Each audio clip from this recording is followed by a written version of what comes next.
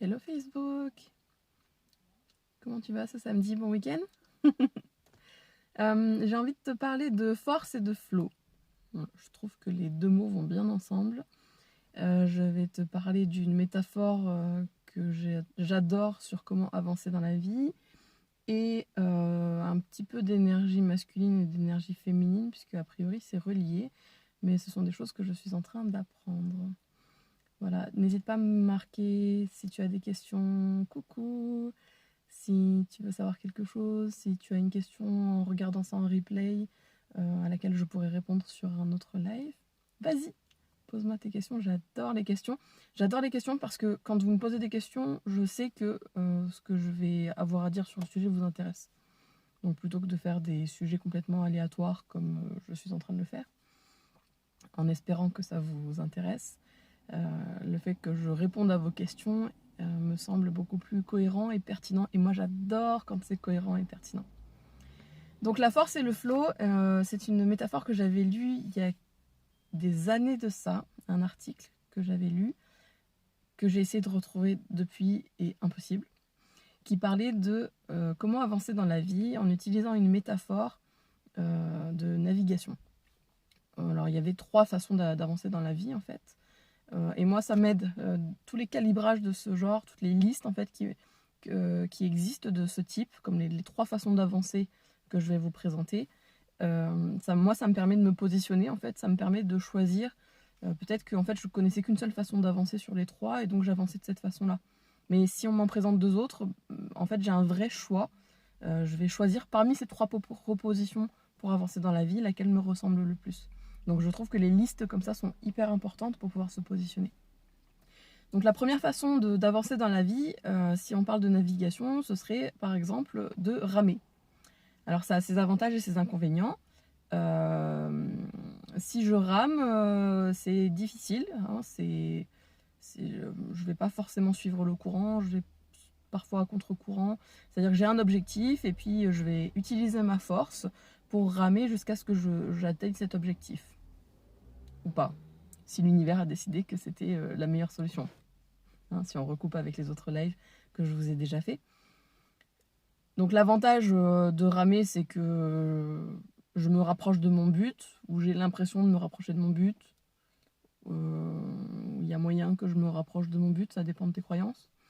L'inconvénient de ramer, c'est que c'est ultra fatigant. Tu es en train de lutter contre le vent, contre les marées. Si tu décides d'avancer en ramant, en mettant de la force pour aller dans une certaine direction, ça peut être extrêmement fatigant. Dans les podcasts que je suis en train d'écouter, ils parlent d'énergie masculine. Alors, je ne vais pas trop m'étendre sur le sujet, mais la façon dont je le comprends pour l'instant aujourd'hui, c'est que c'est une énergie de force, une énergie d'action. Dans les podcasts notamment d'entrepreneuriat que j'écoute, ils parlent de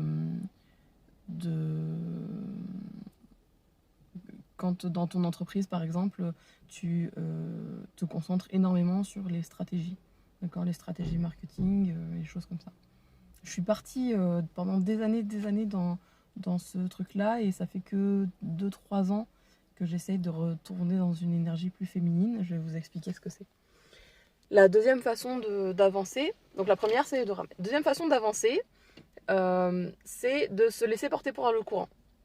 Donc avantage indéniable, ce n'est pas du tout fatigant. Inconvénient possible, je vais avoir des difficultés à me rapprocher d'un objectif précis. D'accord, parce que c'est le courant qui va décider. Entre ces 2 méthodes, est-ce que c'est mieux de ramer ou de se laisser porter par le courant? Franchement, je n'ai pas d'idée. J'imagine que ça dépend de ton caractère. J'imagine que si tu devais vraiment décider entre ces 2-là, ça dépendrait complètement de ton tempérament, de comment tu es, et est-ce que tu as des objectifs ou pas. Moi, je suis quelqu'un qui a beaucoup d'objectifs. Moi, je fais des plans dans la vie. J'ai rarement des rêves ou des choses comme ça, j'ai des plans. Et donc, si tu te laisses porter par le courant, je sais pas. Je sais pas ce qui peut t'arriver, je suis pas quelqu'un comme ça. Moi, j'ai pas ce lâcher-prise là. Je connais des gens qui sont comme ça, qui sont capables de traverser l'Europe plein de fois en stop, pour aller à certains endroits, mais qui ont le temps, qui n'ont pas besoin de plan en fait. Moi, ça me demande un trop grand lâcher-prise, je m'améliore, mais pas à ce point-là. Et la troisième façon de naviguer, c'est d'apprendre à naviguer avec la météo, c'est-à-dire hisser les voiles et utiliser le vent qui est là pour te diriger vers ton objectif. Donc je ne sais pas si vous avez déjà fait du voilier. En voilier, on ne se déplace pas tout droit comme ça.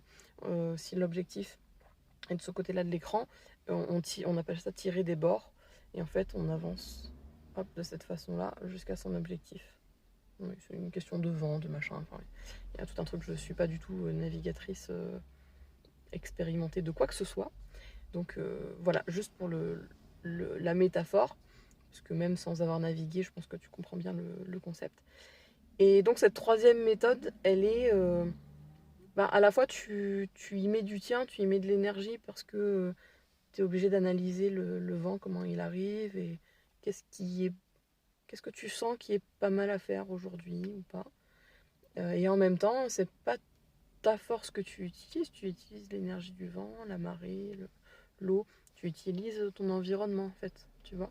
Rien que quand je le dis, je sens que c'est beaucoup plus doux comme méthode, c'est beaucoup plus aligné. Et donc encore une fois, dans les podcasts que je suis en train d'écouter en ce moment, j'ai l'impression que ça, il parle plus d'énergie féminine pour ça, dans le sens où c'est quelque chose de beaucoup plus intérieur qu'on aligne et qu'on vient combiner avec la stratégie. Alors j'imagine que quelqu'un qui part... j'écoute un podcast de Safia Gourari. Si tu pars trop dans l'énergie féminine, dans l'intérieur en fait, tu risques de finir par te laisser porter par le courant. Tu vois ? Est-ce que c'est clair ce que je raconte ? Dites-le moi, hein, même si vous regardez en replay. Oui, super.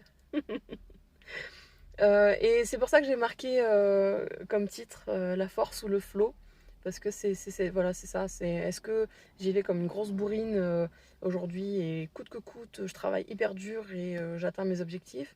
Ou est-ce que j'aurais pas intérêt à travailler d'abord sur mes croyances limitantes, sur les choses à l'intérieur de moi déjà qui me dérangent et qui me gênent, et combiner donc avec une bonne utilisation de l'énergie féminine et de l'énergie masculine, comme je l'explique dans mes cours de danse, et en la combinaison avec une bonne stratégie, est-ce que je peux avancer de façon beaucoup plus fluide, d'accord, d'où le mot, le flow, en suivant ce flow énergétique là qui combine à la fois mes envies et une certaine écoute de l'univers et de ce qu'il pense qui est bon pour moi à l'heure actuelle. Voilà, la force ou le flow, comme ça vous permet de vous positionner avec des petites listes comme ça que j'ai créées. Peut-être que je vous ferai un peu plus de live sur les listes comme ça. J'ai plein de listes dans ma vie, moi. Ça m'aide vraiment à mettre les curseurs à l'endroit qui m'intéresse le plus. Donc voilà, vous me direz si ça vous intéresse. Bonjour Thomas, pour moi c'est très clair, super. Je suis très très heureuse, vraiment, je suis très contente, merci d'avoir écouté tout ça. Et encore une fois, dites-moi en commentaire, ça me fait vraiment vraiment plaisir. Je les lis tous les commentaires, donc ça me fait vraiment plaisir quand ça a déclenché une réflexion chez vous, quand ça vous a servi, quand ça a permis de poser des mots sur des choses que vous ressentiez et que vous connaissiez déjà. Donc merci, je suis trop contente. Énorme bisous, passez un bon week-end, à demain.